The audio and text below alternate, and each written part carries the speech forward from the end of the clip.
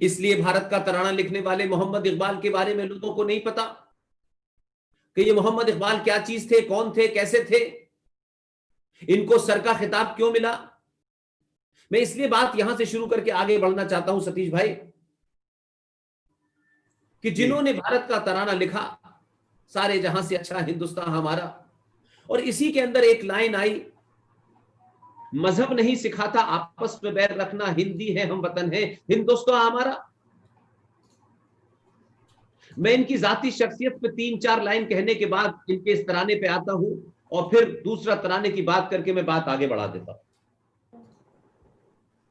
बनारस के जितने भी विद्वान लोग होंगे, करीब करीब ऐसी ही विद्वानों की एक और नगरी है जिसे हजारों साल पहले प्रयागराज कहा जाता था। यह बात अलग है कि प्रयागराज नाम बदलने में कई सौ साल लग गए। उसी प्रयागराज में 29 दिसंबर 1930 को मुस्लिम लीग का अधिवेशन हुआ, और 1930 के उस अधिवेशन की सदारत, उसकी अध्यक्षता सर मोहम्मद इकबाल कर रहे थे। और उसी प्रयागराज के मुस्लिम लीग के अधिवेशन में यह कहा गया कि भारत के पश्चिमी जो राज्य हैं उसमें जो मुस्लिम मेजॉरिटी राज्य हैं उन्हें अलग देश बना देना चाहिए, यह सर मोहम्मद इकबाल ने कहा। वो बात अलग है कि फिर वो लंदन गए, वहां से लौटे, उन्होंने भारत का तराना भी लिखा, लेकिन उन्होंने एक और तराना लिखा जिसे मिल्ली तराना कहते हैं। इस्लाम में कुरान के मानने वालों को मिल्लत कहा जाता है। उस मिल्ली तराने में उन्होंने लिखा, चीनो अरब हमारा, सारा जहां हमारा, मुस्लिम है हम वतन है सारा जहां हमारा। और वो मिल्ली तराने की वजह से आज सर मोहम्मद इकबाल पाकिस्तान के सबसे बड़े शायर हैं, उनकी यौम वलादत के ऊपर छुट्टी की जाती है, नेशनल शायर है। और ये वो लोग हैं जिन्होंने भारत विभाजन की नींव रखी वैचारिक तौर पे। उसी दौर में एक और साहब थे, सर सैयद अहमद खान, उन्होंने भी यही कहा था, और अलीगढ़ मुस्लिम विश्वविद्यालय बना और 1920 में यूनिवर्सिटी बनी, और उसके बाद में आपने देखा कि सर सैयद ने भी इसी विचार को आगे बढ़ाया। मेरा सिर्फ इतना कहना है कि इसमें एक लाइन आती है, और जिन्होंने लिखा है उनको ये सूट करता था भारत में, भारत विभाजन के बाद उन लोगों ने इसको खूब चलाया। वो अपने एजेंडे को जानते थे और आप और हम इस एजेंडे को समझ नहीं पाए। हमने अपने बच्चों की रगों में ये बस दिया, भर दिया है, मजहब नहीं सिखाता आपस में बैर रखना, हिंदी है हम वतन है हिंदुस्तान हमारा। ये वो तमाम सारे लोग हैं जो मजहब का मतलब नहीं जानते, और हम तमाम सारे लोग मजहब का हिंदी में अर्थ धर्म समझते हैं। धर्म और मजहब में जमीन आसमान का फर्क है। इसलिए मजहब नहीं सिखाता आपस में बैर रखना, हिंदी है हम वतन है हिंदुस्तान हमारा। मेरे भाइयों, बाबा विश्वनाथ की धरती के विद्वानों, मेरी ये अर्ज है, मेरी बात को 2-3 बार दोहराइएगा अपने मन में, और फिर अगर मैं सच बोल रहा हूं तो फिर आज के बाद से इस लाइन को कहना बंद कर दीजिएगा। मजहब ही है पूरी दुनिया में जो आपस में बैर रखना सिखाता है। पूरी दुनिया में जो कत्लो गारत हो रही है, सदियों से हो रही है, ऑटोनोम एम्पायर से हो रही है, स्पेन की जीत से हो रही है, 1400 साल 2000 साल से जब से मजहब आए हैं तब से ही इस मजहब के नाम पर मार काट हो रही है, और मजहब ही इंसान को इंसान से लड़ाता है। और आज भारत 70 सालों में, हजारों साल पुरानी भारत की संस्कृति को किससे चुनौती है? मजहबी उन्मादियों से। वो अंदर हो व बाहर हो। इस देश का विभाजन मजहब के नाम पे हुआ, ये मैं नहीं कह रहा। पाकिस्तान और partition of India, a book written by B.R. Ambedkar ने अपनी किताब में लिखा है। इसलिए हम जब कंफ्यूज रहेंगे, कुछ चीजें तत्कालिक तौर पे अच्छी लगी, जिन्होंने इस देश को मजहब के नाम पे बांटा वो गए नहीं, और उनको लगा कि भारत का हिंदू, उसको कुछ भी दे दो, बिना बताए बिना जाने वो उसको आत्मसात कर लेता है। एक ऐसी संस्कृति जो कि हर छोटी छोटी बात पर बहस करती हो, शास्त्रार्थ होता हो, मां सीता पे बहस हो जाती हो, भगवान राम पे बहस हो जाती हो, वो इन मुद्दों पे बात नहीं करने से कतराता है, क्योंकि वो लड़ना नहीं चाहता, खोना नहीं चाहता। इसलिए हमने कभी आज तक ये बहस नहीं चलाई कि मजहब धर्म नहीं है। मजहब की कोई किताब होती है, मजहब का कोई पैगंबर होता है, मजहब पैदा होते हैं, मजहब मरते रहते हैं। मजहब का अगर हिंदी में कोई अनुवाद है या रिलीजन का कोई हिंदी में अनुवाद है, उसको हम पंथ कहते हैं। पंथ और धर्म में फर्क है। धर्म आपका कर्तव्य है, ड्यूटी है, रिस्पॉन्सिबिलिटी है, कोई पूजा पद्धति नहीं है। हम लोग आगे बढ़ाए बातचीत में कहते हैं मैं आज धर्म संकट में फंस गया, तो ये धर्म संकट ये नहीं था कि शिव जी की पूजा करें या पार्वती जी की पूजा करें। धर्म संकट ये था कि आप ये करें या ये ना करें, ये करूंगा तो ये होगा, ये ना करूंगा तो ये होगा। तो ये धर्म संकट क्या है? असमंजस में फंसना कि मैं कौन सी ड्यूटी करूं, मुझे ये पूरी करनी चाहिए या ये नहीं करनी चाहिए। तो इसमें मजहब कहां से आया, इसमें पूजा कहां से आई, ये मजहब का काउंटर कब बना, ये रिलीजन का ट्रांसलेशन कैसे बना? एक अध्यापक का धर्म है कि वो ईमानदारी से अपने शागिर्दों को शिक्षा दे, वो उसका धर्म है। जैसे सूरज का धर्म है धूप देना, जंगल का धर्म है हवा देना, हर एक का धर्म है, वो ड्यूटी है, वो उसका कर्तव्य है। जो मंदिर में पुजारी है उसका दायित्व है कि मंदिर को साफ रखे, पूजा को विधि विधान से करे, वो उसका दायित्व है। एक बेटे का अपने पिता के प्रति, अपनी माता के प्रति क्या धर्म है, एक पत्नी का पति के प्रति, एक बच्चे का बाप के, सबका धर्म तय है। तो ये मजहब का काउंटर नहीं हो सकता। लेकिन हमसे कहा गया कि सारे धर्म बराबर हैं, तो सारे धर्म होंगे तब बराबरी होगी ना। जब सब इंसान होंगे तो उन इंसानों में से आप कहेंगे ये अच्छा है, ये बुरा है, और सबकी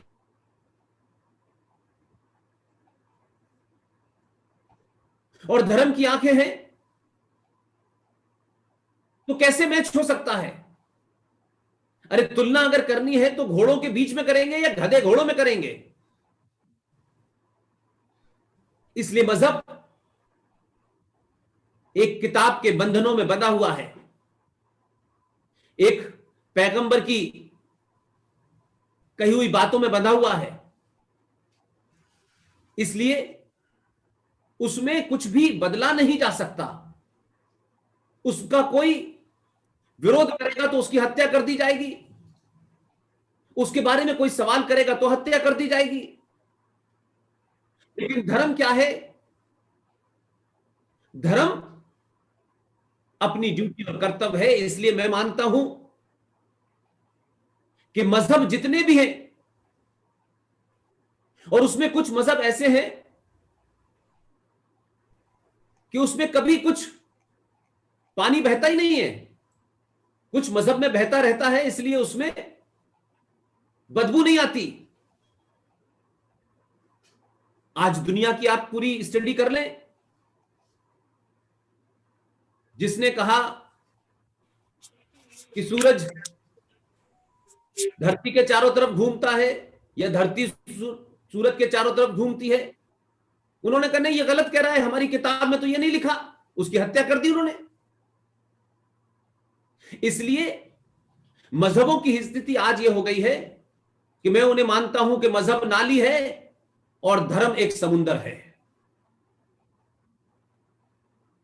जब से इस सृष्टि की रचना हुई, यूनिवर्स बना, कायनात बनी, तब से लेकर अब तक जो कुछ भी है, उस प्रकृति को, उस नेचर को मानने वाले लोग और उसके प्रति अपना कृतज्ञता अर्पण करने वाले लोगों को सनातनी कहा गया। इसलिए सनातन में सूरज है, आकाश है, पानी है, हवा है, अग्नि है, ये 5 तत्वों के अलावा और कुछ नहीं है। इसी से जीवन बना है और इसी के में खत्म हो जाता है। इसीलिए हमारी संस्कृति में हम किसी की मौत के बाद उसमें कहते हैं 5 तत्व में विलीन कर दिया। उसके प्रति अपना धन्यवाद करना, वो सूरज जो आपको रोशनी देता है, जो एनर्जी देता है, जो आपके जीवन को चलाता है, उसके प्रति जब आप अपनी कृतज्ञता जाहिर करते हैं तो हाथ जोड़कर उसके प्रति अपने आप को धन्यवाद करते हैं। लेकिन हमने उस धन्यवाद करने का अर्थ यह लगाया कि उसकी पूजा करनी चाहिए, उससे हमने पूजा का नाम दे दिया। मां गंगा का शीश निभा करके प्रणाम करने को हमने मां गंगा को मान लिया कि हम इनकी पूजा करते हैं। आधुनिक युग में मैं आज के 15 साल के बच्चे से कहूं, जब आपको कोई पानी गिलास में लाके पिलाता है, जब आप किसी होटल में खाना खाने जाते हैं, तो आप खुश होकर के थैंक यू कहते हैं, यार बड़ा अच्छा खाना बनाया था, थैंक यू यार। खुश होकर के अपनी जेब से 10 रुपए टिप भी दे देते हैं और उसके हाथ जोड़ते हैं। तो ये हाथ जोड़ना, उसके प्रति आप अपना आदर भाव, आप अपना धन्यवाद देते हैं। लेकिन ये धन्यवाद कोई पूजा नहीं है। इसलिए सनातन में हजारों साल, जिसलिए मैंने कहा कि जब से ब्रह्मांड की उत्पत्ति हुई है और जब तक ये ब्रह्मांड रहेगा, ये कायनात रहेगी, तब तक एक ही धर्म था, एक ही है और एक ही रहेगा, उसका नाम है सनातन। मजहब आए, बहुत लोगों ने मजहब चलाए भी। एक अकबर आया था, उसने भी दीन इलाही चलाया और दीन इलाही समाप्त हो गया। लेकिन यह ताज्जुब की बात है कि दीन इलाही चलाने वाले अकबर को महान कहते हैं, जिसने मोहम्मद साहब के मजहब को दरकिनार करके अपना मजहब चलाया। लेकिन वो राजनीतिक कारणों से महान है, इसलिए उसको वो महान कहते हैं कि उसके पीछे उनके पॉलिटिकल एजेंडे हैं। लिहाजा मैं ये मानता हूं कि जब तक हम इस बात को नहीं समझेंगे कि हम हैं कौन और क्यों हैं, तब तक आप इसके बीच में कंपैरिजन नहीं कर सकते। दुनिया भारत को 1947 के महात्मा गांधी से नहीं जानती। हमारी पीढ़ी समझती है कि 1947 में गांधी जी आए, चाचा नेहरू आए गुलाब का फूल लेकर के, फिर उनके बाद कोई आया। हम समझते हैं यही भारत है। और राजनीतिक सत्ताओं ने अपने आप को सत्ता पे बनाए रखने के लिए ऐसे चाटुकार विद्वान पैदा किए कि उन्होंने वो इतिहास लिखा जिसमें राजा का व्याख्यान बहुत किया जाए, उनके झूठ को छुपा दिया जाए, उस समय के विद्वानों को समाप्त कर दिया जाए और खोखले और बौने लोगों को महान बना दिया जाए। यही कारण है कि आज 70 साल में हजारों साल की संस्कृति, परंपराओं, सरोकारों, आदर्शों के मानने वाले लोगों की आज गति यह हो गई है कि चंद लोग आपको,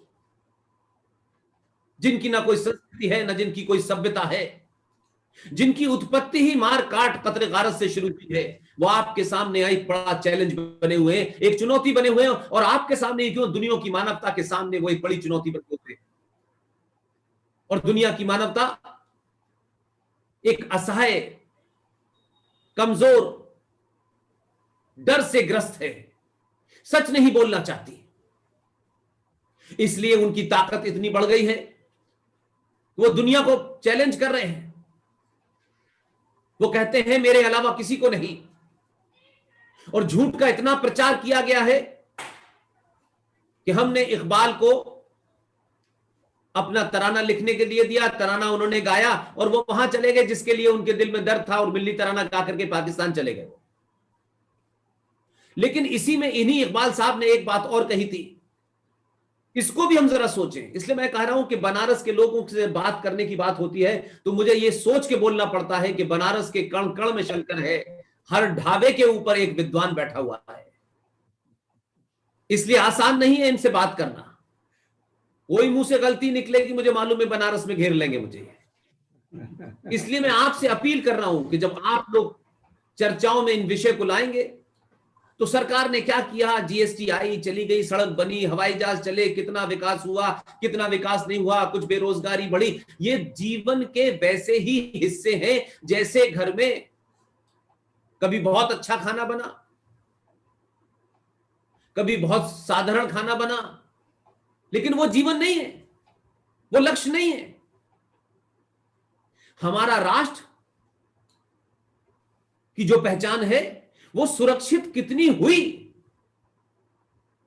हम अपनी संस्कृति को, अपनी पहचान को, अपनी आस्थाओं को कितना बचा पाए, वो महत्वपूर्ण है, क्योंकि उसी से आपकी पहचान है, उसी से आपके परिवार की पहचान है। लिहाजा इन्हीं इकबाल ने एक स्टेटमेंट दिया और हमारे राजनीतिक लोग अपने स्वार्थों के लिए और सेकुलरिज्म की धारा में बहने के लिए खट से इस्तेमाल करते हैं, खट से करते हैं।